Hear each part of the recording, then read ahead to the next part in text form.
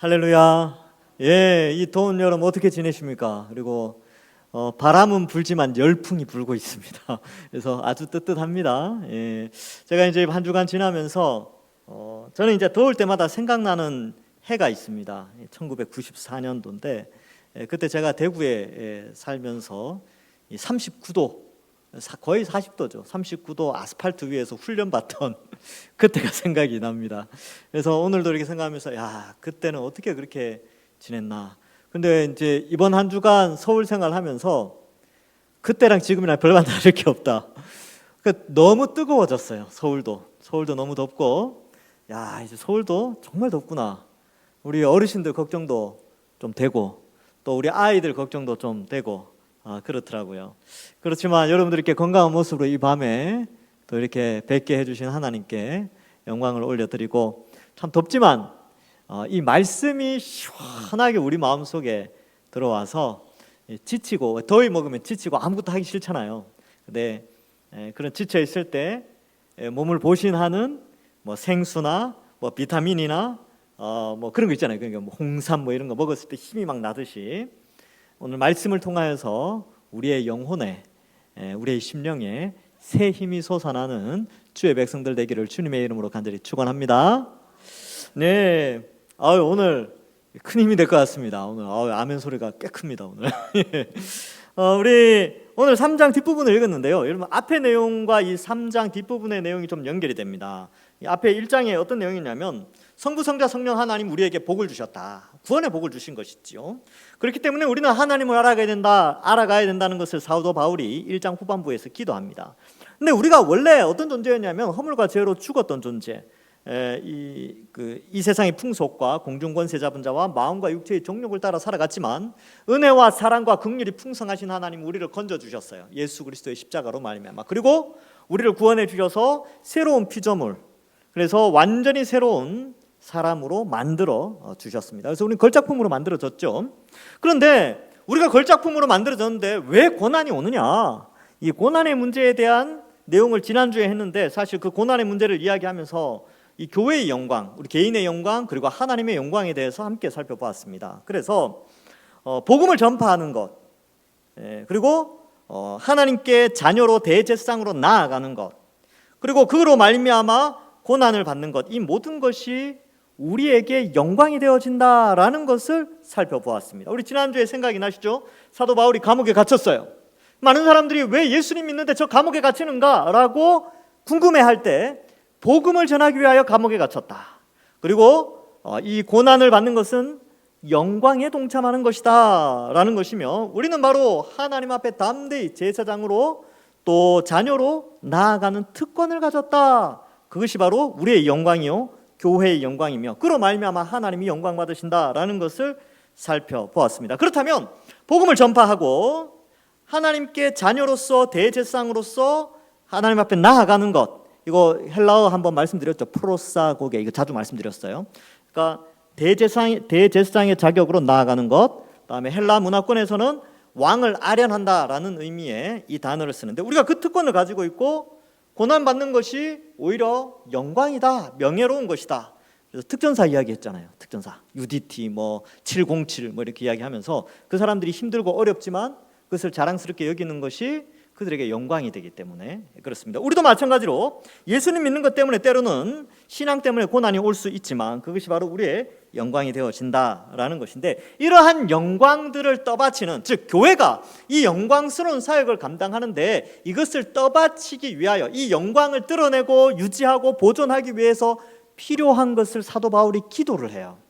에베소 교회가 이 영광을 위해서 복음을 전파하고 하나님께 담대히 나아가고 또 고난의 영광에 동참하기 위하여서 이 영광스러움을 떠받치는 4가지 기도 제목이 있다는 것입니다. 그래서 오늘 설교 제목도 그것이죠.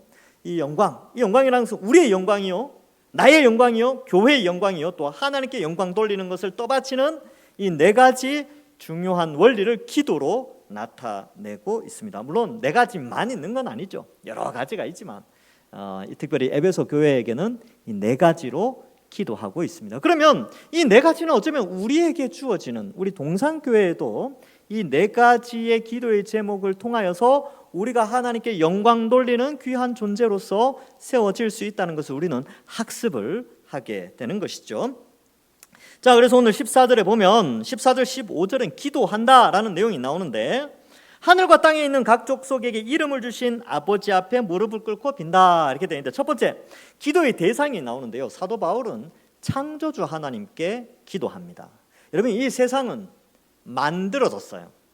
진화되거나 무기물이 어떤 화학 요소가 결합되어져서 뭐 아미노산이나 단백질이 되어서 진화가 이루어진 그런 것이 아니라 하나님의 완벽한 설계에 의하여서 만들어진 것이지요. 요거는 이제 제가 주일날 내일 모레 재밌게 설명을 한번 해보려고 합니다. 그래서 여러분들 기존에 들었던 창세기와는 조금 다른 창세기를 제가 좀 설명을 할 텐데, 하여튼 이 하나님이 이 창조하셨다는 것, 이것이 얼마나 영광스러운 창조이고 놀라운 이 하나님의 영광을 막 정말로 멋지게 드러내는 것인가를 살펴보는데, 여러분, 우리가 하나님께 기도하는 그 기도의 대상이 창조주 하나님이십니다. 이 세상에 수많은 사람들이 다 기도하잖아요. 여러분, 달 바라보면서 기도하고, 옛날에 어땠습니까? 그 뒤에 항아리에 물 떠다 놓고 기도하고, 나무에 천 걸어 놓고 기도하고, 산에 올라가서 돌탑 쌓아서 기도하고, 돌상에 기도하고, 뭐 그렇게 했잖아요. 근데 그들이 빌었던 그 기도의 대상이 누굽니까? 돌이죠. 나무잖아요. 물이죠. 그냥 달밖에 안 돼요. 근데 우리가 기도하는 기도의 대상은 그 모든 것을 만드시고 온 우주를 창조하신 창조주 하나님께 기도하는 것입니다. 이 차원이 다른 기도예요. 그래서 뭐 세상의 종교들도 다 기도를 하잖아요. 근데 그들은 다 피조물한테 기도하는 거예요. 피조물. 이 피조물은 들어줄 수도 없어요. 능력도 없고 힘도 없습니다. 귀신에게 또 기도를 한다 해도 귀신이 그만한 능력도 없어요. 하나님의 영광만 가리고 사람을 비참하게만 만들게 되죠. 우리는 창조주 하나님께 기도합니다. 여러분도 오늘 기도하시는데 누구에게 기도하느냐? 창조주 하나님. 우리를 만드시고 이 온 우주와 이 지구를 만드시고 정말 하나님이 설계하셔서 영광스러운 하나님 나라를 만드신 그 하나님께 우리가 어떤 자격으로 기도하느냐 하면 자녀죠, 자녀. 그래서 여기 보면 15절에 아버지 앞에 이런 표현을 쓰고 있습니다. 우리를 자녀로 삼아주신 창조주 하나님이 우리의 아버지 되셔서 우리는 그 창조주 하나님 아버지를 믿고 기도하는 이 밤이 되어지는 것입니다. 얼마나 특권입니까? 예, 이건 진짜 특권이에요. 그래서 이것을 잘 누려야 하는 것입니다. 여러분, 그 특권은 누리도록 주어진 것이죠. 좀 있으면 뭐 우리나라에서 소비 쿠폰 준대요. 이거는 중국 사람한테 주는 거 아니고요. 일본에 가서 주는 게 아니에요. 러시아 가서 주거나 미국 가서 소비 쿠폰 주지 않습니다. 우리나라 사람들에게만. 이제 상권을 좀 살리기 위해서 1인당 뭐 15만 원인가 이상 이렇게 하잖아요. 그럼 여러분, 그거 특권이죠. 대한민국 국민이 누리는 특권이에요. 그럼 누리면 되죠. 근데 이제 조금 더 제가 과장해서 설명을 해볼게요. 우리나라가 매일매일 1인당 밤 12시부터 그 다음날 12시까지 매일매일 소비 쿠폰을 매일매일 1인당 10만 원씩 준다. 예를 들어서 그렇게 합시다. 근데 어떤 사람은 그 특권을 누리잖아요. 이렇게 받았잖아요. 근데 이걸 안 써. 근데 이거는 하루 24시간 지나면 없어지는 거야. 예를 들면 그렇다는 거예요. 그럼 여러분, 이거 쓰겠습니까? 안 쓰겠습니까? 당연히 쓰죠. 왜? 특권인데. 근데 이걸 안 쓰면 어때요? 안 쓰면 사람들이 무슨 생각합니까? 왜 저 사람 왜 저걸 안 쓰냐고. 얼마나 답답하겠습니까? 여러분들 자녀들이 이거 안 쓰고 그냥 쿠폰 가지고 있어요. 쿠폰 가지고 아유 쿠폰이 예쁘네, 아니면 뭐 어디에 있네, 뭐 그리고 안 써. 그리고 그냥 지나가. 아깝잖아요. 여러분, 우리가 기도하는 것이 하나님 아버지께 매일매일 기도하는 특권이 우리에게 주어져 있습니다.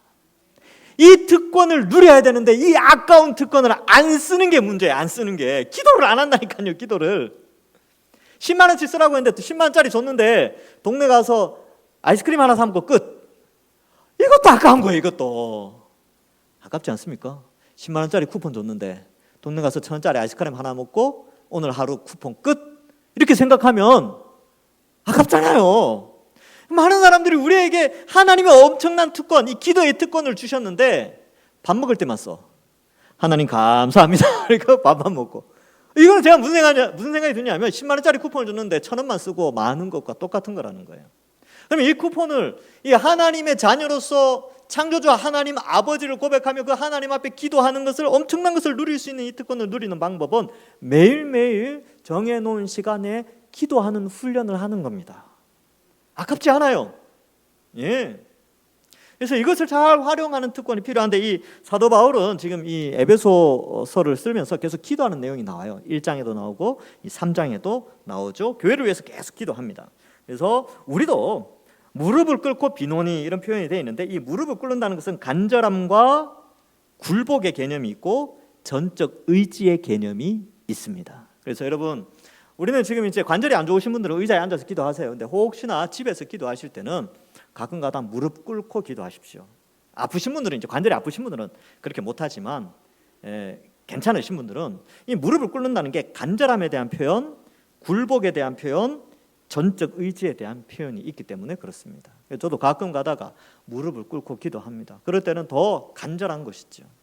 그래서 이러한 간절함으로 사도 바울도 교회를 위해서 기도하고 있습니다. 뭘 기도하느냐? 이 앞에 나오는 이 영광, 복음을 전파하고 제사장과 왕의 자녀로서 하나님께 나아가는 특권, 고난받는 특권을 위하여서 이들이 이러한 기도로 세워졌으면 좋겠습니다 라고 하는데, 4가지를 기도하는데, 첫 번째가 뭐냐 하면 16절에 영광의 풍성함을 따라 그의 성령으로 말미암아 영광의 풍성함이라고 되어 있죠. 이 영광은 앞에서 말씀을 드렸습니다. 그 3가지 영광의 풍성함을 따라 성령으로 인하여서 우리 속사람이 능력으로 강해지는 것입니다. 그래서 첫 번째 기도는 속사람이 강해져야 돼요. 이 속사람이라는 것은 세상 사람한테는 없는 거예요. 우리에게만 있는 거예요. 예수님 믿는 사람에게만 이 속사람이라는 것이 존재합니다. 이 속사람은 바로 예수님을 믿고 성령이 우리 속에 오셔서 변화된 사람, 2장 10절에 나온 새로운 창조물, 걸작품에 대한 설명을 하고 있는 것입니다. 그래서 이 속사람이 강해져야 하는데, 이 속사람이 우리 전체를 지배해야 합니다. 이 속사람이 그리스도의 사람, 예수님을 믿는 이 영혼이 새롭게 구원받고 하나님의 백성으로서의 그 속사람이 강해지는 정도에 따라서 우리 삶의 지배가 달라지는 거예요. 우리 삶의 틀이 완전히 변화되어지는 것입니다. 속사람이 하나님 믿는 이 신앙이 강해진 사람은 삶 전체가 완전히 세상과 구별된 삶의 패턴을 살아가게 되는 것입니다. 여러분, 루틴이라는 단어가 있습니다. 이게 일종의 이제 패턴, 어떤 규칙들, 이런 것들인데, 여러분, 우리 이 속사람이 강해진 사람들은요, 영적인 루틴, 즉 영적인 신앙생활을 하는 것, 말씀 읽고 기도하고 찬양하고 예배드리고 전도하고 뭐 이러한 것들이 아주 규칙적으로 탄탄하게 세워져 있는 것이죠. 강건하다는 말의 반대말은 연약하다라는 말인데, 이 연약하다는 건 뭐냐면 안 쓰면 연약해져요. 그러면 칼도 이렇게 자주 갈아주고 자주 써야 칼이 이렇게 잘 들어요. 근데 칼 오래 놔두면 어떻게 됩니까? 먼지 쌓이고 녹 쌓이고 뭐 쌓이고, 칼질을 해도 잘 안 쓸려요. 연약한 거죠. 우리 근육도 마찬가지입니다. 근육도 늘 써야 튼튼해집니다. 튼튼해지죠. 달리기도 늘 달리기를 해야 잘 뛸 수 있어요. 제가 1년에 한 번씩 11월 달쯤에 이제 서북 지역 체육대회 가면 맨날 숨 차서 돌아와요. 평소 때 안 뛰니까.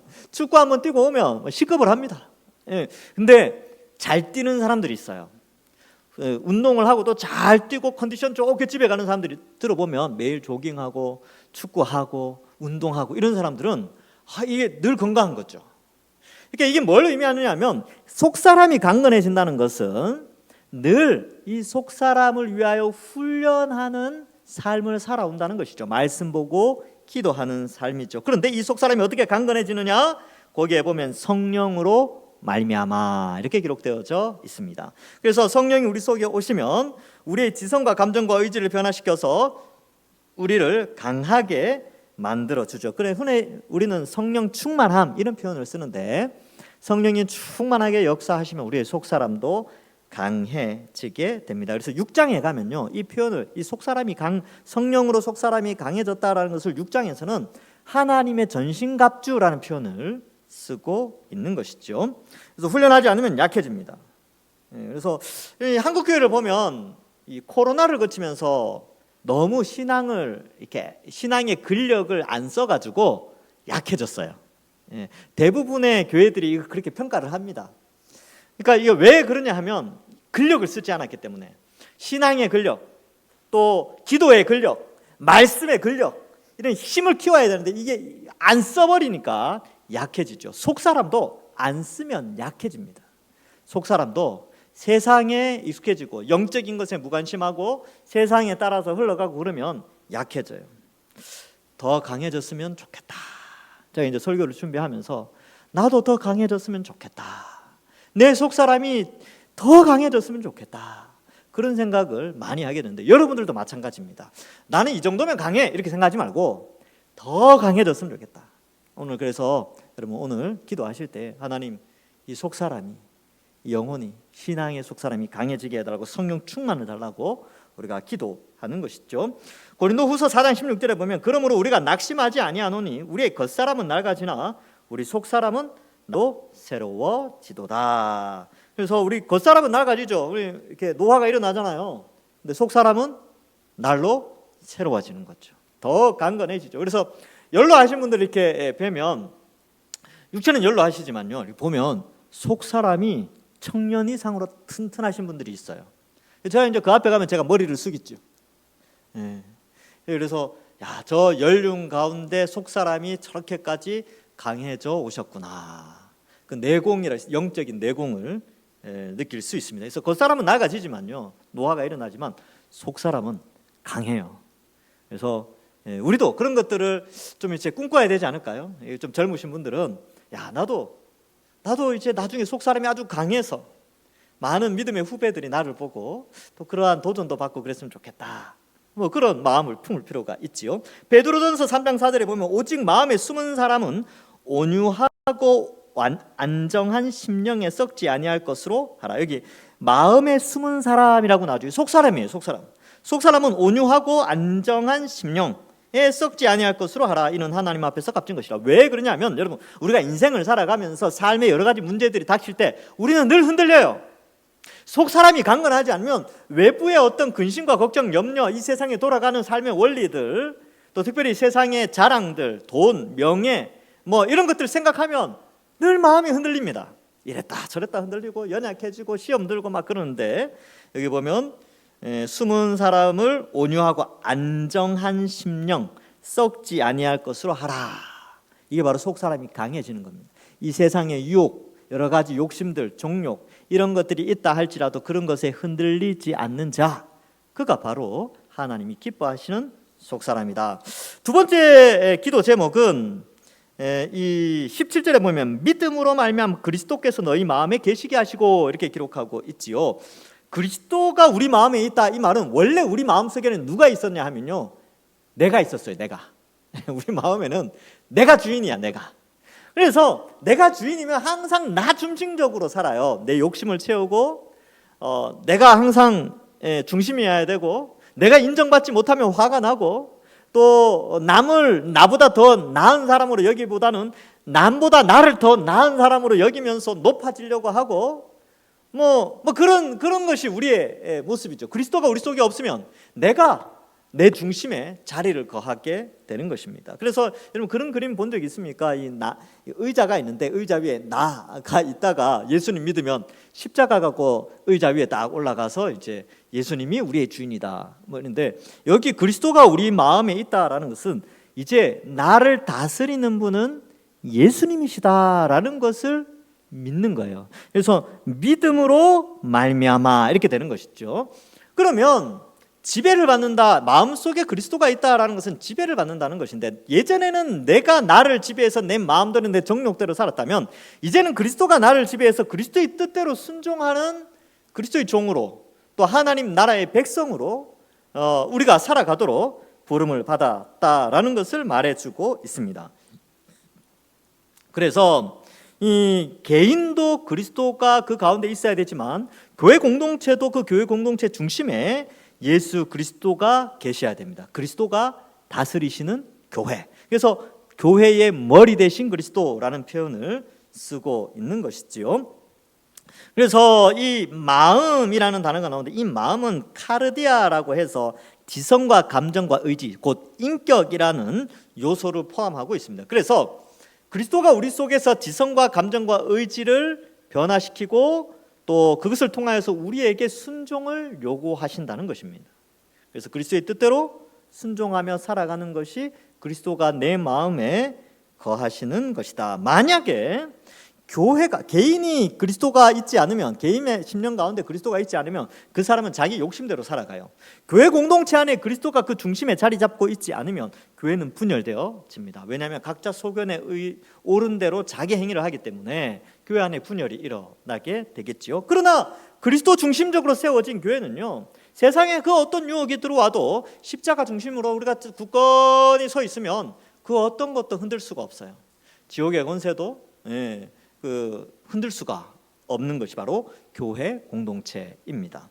자, 그래서 그리스도가 우리 속에 있어야 되기를 두 번째로 기도하고 있으면서, 첫 번째 속사람이 강건해지는 것, 두 번째 그리스도가 우리 가운데 계시는 것, 이것이 바로 이 앞에 나왔던 영광을 떠받치고 있는 그런 교회의 모습임을 나타내고 이걸 위하여 기도하고 있는 것입니다.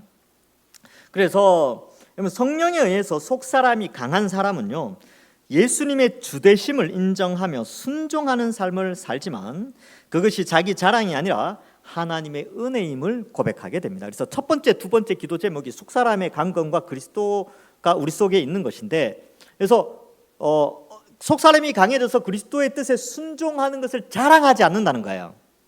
그리고 이것이 다 하나님의 은혜다라고 고백하게 된다는 것이죠. 그래서 교회 안에서 자기 신앙을 자랑하시는 분들이 있어요. 나 성경 20번 읽었어. 야, 너 전도 몇 명 했어? 너 기도 몇 시간 해?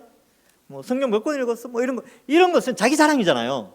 근데 진짜 속사람이 강건하여 성령의 인도함을 받는 사람은요, 그 모든 것이 귀하죠. 성경 20권 읽은 거, 전도 수십 명 하는 거, 기도 몇 시간씩 하는 거 아주 귀합니다. 근데 그것을 자랑으로 여기지 않고 그 모든 것이 하나님의 은혜입니다라고 고백하게 되는 것이 바로 속사람이 강하고 그리스도 안에 있는 자, 그리스도가 그 마음에 있는 자라는 것을 우리는 또 한번 생각하게 됩니다. 그래서 우리는 그런 삶을 추구해야 하는 것이지요. 그래서 그리스도가 우리 속에서 우리를 다스리는 것은 성령의 능력, 곧 속사람이 강건하지 않으면 할 수 없는 부분이라서 첫 번째 기도 제목과 두 번째 기도 제목은 연결되어져 있습니다. 자, 그러면 어떻게 그리스도께 지배를 받을 것인가? 문제는 좀 단순합니다. 내가 그리스도께 지배를 받는 것 간단하죠. 말씀 읽으면 돼요. 기도하면 되고요. 예배 잘 드리고 또 전도하고 봉사하고 그러한 성경에 기록된 삶에 조금씩 순종하면서 살아가면 그리스도가 우리 마음에서 우리를 통치하실 때 순종하는 자가 됩니다. 그리스도가 우리 속에 계신다라고 했을 때 요한 1서 3장 24절에는 이런 표현을 쓰고 있어요. 그의 계명을 지키는 자는 주 안에 거하고 주는 그 안에 거하시나니 우리에게 주신 성령으로 말미암아 그가 우리 안에 거하시는 줄을 우리가 아느니라. 왜 제가 이 본문을 했냐면 말씀에 보면 예수님이 우리 안에, 우리가 예수님 안에 있단 말이죠. 근데 이것이 성령으로 말미암아라고 돼 있어요. 그러니까 속사람이 강건해지는 것이 성령으로 말미암아 되는 거거든요. 성령으로 말미암아 속사람이 강건해져서 그리스도가 우리 안에, 우리가 그리스도 안에 있게 된다라는 것을 요한은 이렇게 표현한다는 거예요. 요한 1서 4장 13절에도 그의 성령을 우리에게 주심으로 우리가 그 안에 거하고 그가 우리 안에 거하는 줄을 아느니라. 그래서 첫 번째 기도와 두 번째 기도가 서로 결코 떨어질 수 없는 서로 연결된 기도 제목인데 사도 바울은 이 두 개를 병렬로 기도 제목을 내고 있습니다. 세 번째 기도 제목은 뭐냐 하면 그 뒤에 17절 뒷부분에 보면 너희가 사랑 가운데 뿌리가 박히고 터가 굳어져서, 세 번째 기도 제목은요, 사랑하라는 겁니다. 사랑. 그래서 사랑하다라는 것은 이걸 이렇게 여러 가지로 좀 생각해 볼 수 있는데 저는 이제 성경을 이렇게 좀 살피면서 이 사랑한다라는 것을 여러 가지로 좀 생각해 봤어요.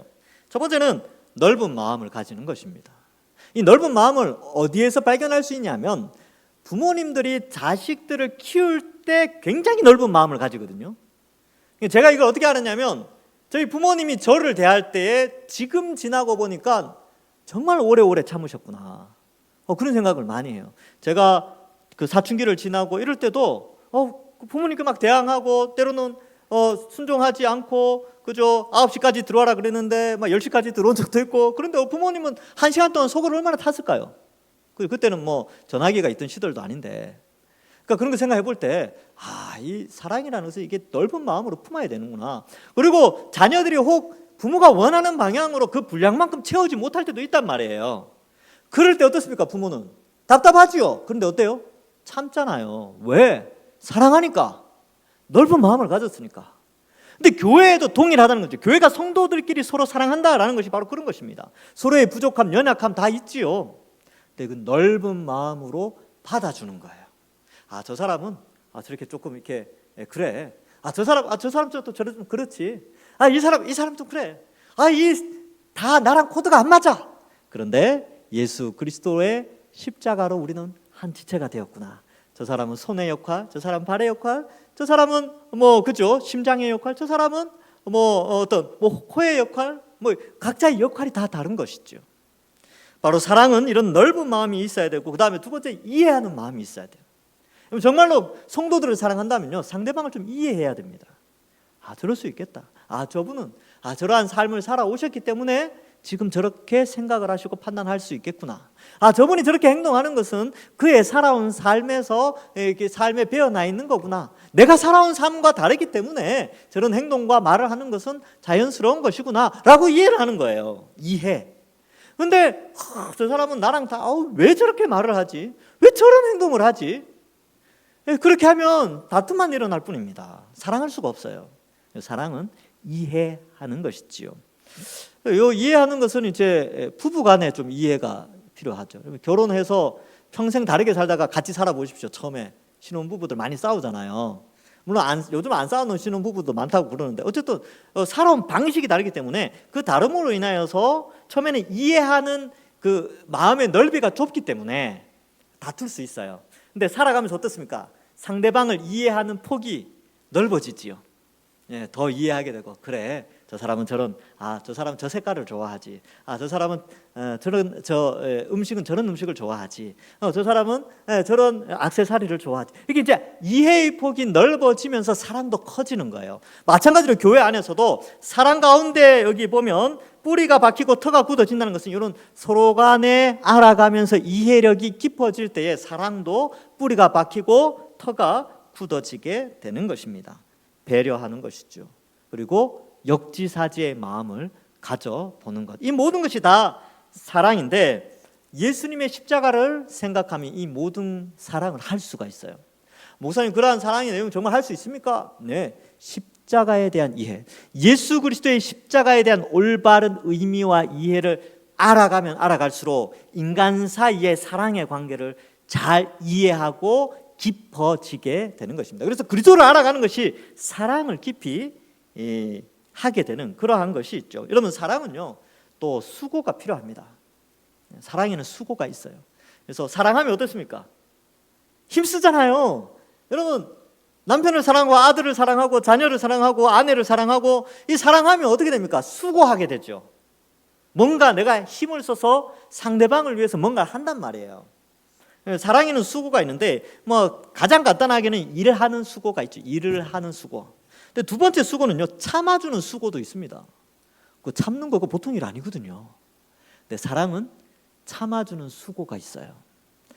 그리고 이해하는 수고, 덮어주는 수고.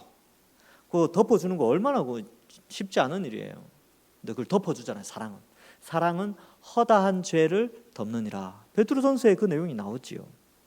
그래서 이렇게 될 때 교회는 이 사랑의 터 위에 뿌리가 박히고 터가 아주 굳건해져서 교회가 세워지는데, 이 사랑의 터가, 이 기둥이 세워지면 앞에 나왔던 그 영광들을 떠받치게 되는 거죠. 속사람이 강건해지고, 또 그리스도 안에 거하며 성도가 서로 사랑 안에 거하면 앞에 말했던 영광, 복음 전파하고 이 대제사장과 자녀의 특권을 가지고 하나님께 나아가고, 또 신앙 때문에 고난받는 그 영광스러움에 동참할 수 있는 힘이 생기는 것이죠. 이 사랑의 힘이 대단한 것입니다. 자, 네 번째는 뭐냐 하면 바로 지식에 넘치는 18절에 보면 능히 모든 성도와 함께 지식에 넘치는 그리스도의 사랑을 알고 이렇게 되었죠. 있죠. 여기 중요한 단어가 함께입니다. 함께예요. 나만 예수님 잘 믿으면 되는 것이 아니고 나만 열심히 공부하는 것이 아니라 함께 공부하는 것. 그래서 교회 공동체가 중요합니다. 그래서 이 함께 공부하는, 함께 자라가는 것, 이 교회는 그리스도의 몸된 교회죠. 근데 이 팔이 이렇게 있는데 한쪽 팔만 막 이렇게 커져요. 막 이렇게 자라고 한쪽 팔만 근육이 막 생기는데 한쪽 팔은 막 말랐어. 그럼 좀 이상하잖아요. 힘을 못 쓰잖아요. 그렇죠? 그러니까 뭐 물건을 들라 그래도 잘 안 될 거고, 그렇죠. 그리고 또 어떤 게 있습니까? 한쪽 눈은 또 이렇게 잘 안 보여. 근데 한쪽 눈은 잘 보이고. 그럼 그게 뭡니까? 조화가 좀 잘 안 되죠. 그러니까 이 몸은 균형 있게 조화롭게 함께 성장해 가야 하는 것입니다. 마찬가지로 우리가 신앙이 자라갈 때 교회 공동체가 함께 신앙이 자라가야 돼요. 그럼 이 함께 신앙이 자라가게 하는 방법이 뭐냐면 가르치는 자가 있어야 됩니다. 누군가는 가르치는 수고를 해서 많은 사람들을 함께 자라도록 해야 되죠. 그래서 어른들 같은 경우는 이제 그 주일날 주일 설교나 아니면 제가 이제 특별히 하는 양육 과정 이런 것들을 통해서 함께 하고 또 구역 예배를 통해서 구역 예배 시간에 그 주간 말씀 가지고 같이 공부하고 뭐 이런 것들이 있다는 거예요. 그리고 아이들 같은 경우는 어떻습니까? 아이들 같은 경우는 교사들이 중요하죠. 교사들이 지식을 전수해 주잖아요. 어떤 지식을 전수해 줍니까? 교회 학교 교사는요, 하나님 말씀을 가르치는 교사들입니다. 그래서 자격증 뭐 이런 거 없어요. 그냥 예수님 믿으면 되는 거예요. 예수님 믿고 이 성경을 공부하여서 아이들에게, 다음 세대에게 성경을 전수해 주는 것이죠. 이 모든 것이 함께 자라가는 것입니다. 이를 위하여서 특별히 여름 사역을 하지 않습니까? 여러분, 여름 사역은요, 저는 그렇게 생각합니다. 우리 다음 세대가 특별히 자라는 시기. 그래서 왜 그 중고등학생들 갑자기 방학 때 막 10cm씩 막 크잖아요. 애들 갑자기 돌아서고 딱 보니까 애가 이미 커 있어. 그런 경우 많이 보셨죠? 여름 사역이 바로 그런 기간입니다. 자녀들, 우리 다음 세대가 믿음이 갑자기 확 자랄 수 있는 시기. 이 시기에 아이들이 신앙이 자라요. 그러니까 이 때를 놓치면 안타깝죠. 이제 한참 자랄 나이인데 그 자랄 수 있는 그 시기에 제대로 이렇게 영양분을 제대로 공급 못하면 아쉽잖아요. 그죠? 그래서 그러한 부분들, 이 영적인 부분에 있어서도 그렇다는 거예요. 그래서 영적인 이 영양분을 많이 공급해 주는 때가 바로 이 여름 사역 시대의 시기입니다. 그래서 함께죠, 함께 지식에 넘치는 그리스도의 사랑을 알고 이렇게 되는데, 그리스도의 사랑을 알면서 형제 간의 사랑도 함께 알게 됩니다. 이 수련회 성경학교 이걸 통해서 서로 교제하고 서로 사랑하고 서로 더 친분을 가지고 그 안에서 말씀 배우고 은혜 받고 이러한 과정을 통하여서 교회가 세워지게 되는 것이지요. 그래서 아주 중요하다. 그래서 18절과 19절을 표준세 번역은 이렇게 조금 더 이제 쉽게 번역을 해놨는데 이렇게 있습니다. 모든 성도와 함께 그리스도의 사랑의 넓이와 길이와 높이와 깊이가 어떠함을 알고 어떠함을 깨달을 수 있게 되고 지식을 초월하는 그리스도의 사랑을 알게 되기를 빕니다. 그리하여 하나님의 온갖 충만함으로 여러분이 충만해지기를 바랍니다. 이렇게 기록하고 있어요. 이게 무슨 내용이냐 하면 모든 성도와 함께 그리스도의 사랑, 그것이 어떠함을 깨닫기를 원한다는 거예요. 근데 그 사랑이 넓이, 깊이, 높이, 깊이가 상당히 엄청나다는 것이죠. 지식을 초월하는 그리스도의 사랑을 알기를 원한다. 그래서 지금 계속 1장 뒷부분에서도 우리의 부르심에 대한 소명, 성도 안의 기업의 풍성함, 하나님의 영광을 알기를 원했어요. 1장에서도 아는 것을 강조했고 여기에서도 네 번째 기도 제목은 아는 거죠. 어떻게 알아갑니까? 예배 잘 드려야죠. 그리고 이런 기도회 때 오셔서 또 말씀 듣고 집에서 성경 부지런히 읽고 또 양육과정 하면 양육과정 함께 동참하시고 그렇게 하셔서 하나님을 알아가게 되는 것입니다. 이렇게 될 때에 하나님의 영광을 드러낼 수 있게 됩니다. 여러분, 네 가지 기도 제목을 사도 바울이 교회를 위해서 하는데 첫 번째가 속 사람이 강건해지기를 원해요. 두 번째는 그리스도 안에, 그리스도가 너희 안에 있기를 원하죠. 그래서 그리스도의 뜻에 순종하기를 원합니다. 세 번째는 서로 사랑하기를 원해요. 사랑 어떻게 하는지 말씀드렸죠. 네 번째는 하나님을 부지런히, 그 사랑의, 하나님의 사랑의 깊이를 깊이 알기를 원해요. 그래서 이것을 통하여 어떻게 되느냐, 바로 개인의 영광, 교회의 영광, 그것이 곧 하나님의 영광을 위한, 이 영광을 떠받치는 네 개의 기둥과 같은 역할을 한다라는 것을 말씀해 주고 있습니다. 그래서 20절, 21절에도 보면 우리 가운데 역사하시는 능력대로 넘치도록 생각하는 모든 것에 더욱더 넘치도록 우리에게 축복하시는 그 하나님이 21절에 보면 교회 안에서와 그리스도 예수 안에서 영광이라고 되어 있죠. 영광이 대대 영원 무궁하기를 원하노라. 아멘. 이 영광이 뭐냐면 앞에서 말했던 그런 영광이에요. 복음 전파하는 영광, 우리가 하나님께 들어가는 영광, 또 복음 때문에 고난받는 영광, 이 모든 것들이 이 네 개의 기도 제목이 이루어지면서 이 영광이 그리스도와 하나님과 교회 가운데 영원토록 함께하기를 원한다라고 기도하고 있다는 것이죠. 지금의 우리 동산교회를 한번 생각해 봅시다. 우리의 속사람은 얼마나 강건해져 있습니까? 세속에 너무 흔들리지는 않습니까? 세상의 염려 때문에 조금 더 강해지셔야 됩니다. 그 다음에 우리는 그리스도의 뜻에 늘 순종합니까? 아니면 내가 내 중심에, 내가 주인이 되어서 내 정욕대로 살아가지는 않는지, 그리스도 내 속에 그리스도가 계시는지, 그리스도의 뜻에 순종하며 사는지 우리도 한번 생각해 봐야 되는 것이죠. 뿐만 아니라 우리가 얼마나 뜨겁게 서로 사랑하고 있는가, 남을 이해하고 있는가. 그래서 교회 공동체는 하나 되어서 함께 가는 것이죠. 그리고 하나님을 얼마나 알아갑니까? 성경 부지런히 읽어야 되겠죠. 배워야 되겠죠. 예배 잘 참석해야 되겠죠. 그렇게 해서 더욱더 하나님을 알아가서 하나님이 우리에게 주신 영광의 축복이 있습니다. 우리가 받을 영광, 그리고 우리 동산교회의 영광이 있어요. 그것으로 말미암아 하나님이 또한 영광 받으신다는 사실을 알고 이 네 가지의 기도의 제목이 우리 동산교회에 이루어져서 우리 동산교회가 하나님 앞에 영광받고 서머나 교회와 빌라델비아 교회처럼 칭찬받으며, 또 여러분들이 주님 앞에 섰을 때 하나님 저 동산교회 출신입니다 라고 했을 때 내가 너 안다 라고 하나님이 우리를 칭찬하시는 우리 모든 성도들 되시기를 주님의 이름으로 간절히 축원합니다. 기도하겠습니다. 하나님 아버지 은혜를 감사합니다.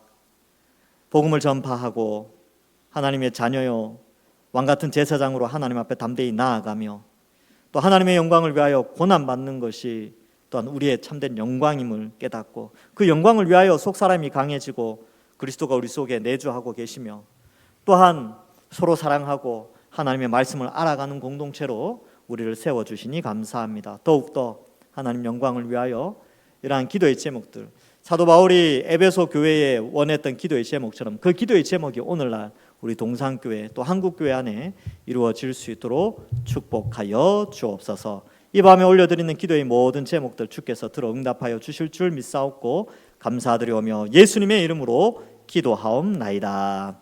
아멘.